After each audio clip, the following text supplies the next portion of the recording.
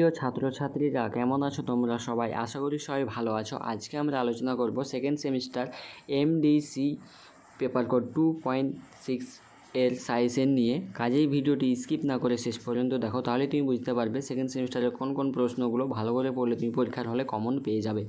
এবং তোমরা যে কোনো বিষয়ের মাইনর পেপার এবং মেজর পেপারে সাজেশন নিতে চাইলে অবশ্যই কমেন্ট করে জানাও, সেই বিষয়ে সাজেশন ভিডিও নিয়ে আসবো। এছাড়াও এক্সাম সংক্রান্ত যে কোনো আপডেট পেতে এবং আমাদের এই চ্যানেলে নতুন হয়ে থাকলে চ্যানেলটিকে অবশ্যই সাবস্ক্রাইব করে পাশে থাকবে, যাতে করে এই ধরনের সাজেশন ও এক্সাম সংক্রান্ত যে কোনো ভিডিও সবার আগে তোমার কাছে পৌঁছয়।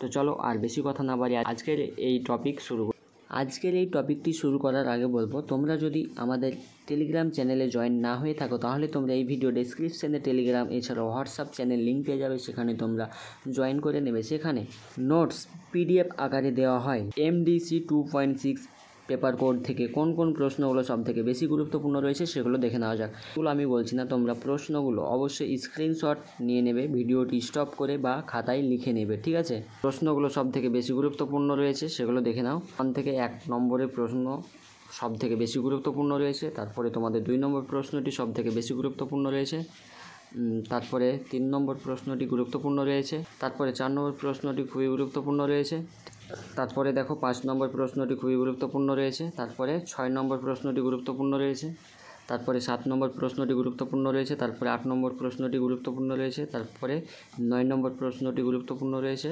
তারপরে 10 নম্বর প্রশ্নটি গুরুত্বপূর্ণ রয়েছে, ঠিক আছে? অর্থাৎ তোমাদের এমডিসি 2.6 থেকে এই 10টি প্রশ্ন ভালো করে পড়লে তোমরা পরীক্ষার হলে কমন পেয়ে যাবে। এর বাইরে থেকে প্রশ্ন হবে না। এই প্রশ্নগুলো অবশ্যই কিন্তু তোমাদেরকে বুঝে নিয়ে লিখতে হবে। প্রশ্ন ঘুরিয়ে ফিরিয়ে আসতে পারে, আমি বারবার বলছি, এই প্রশ্নগুলো কিন্তু ঘুরিয়ে ফিরিয়ে আসবে, তোমাদেরকে বুঝে নিয়ে এক্সামে লিখতে হবে উত্তরপত্র, ঠিক আছে?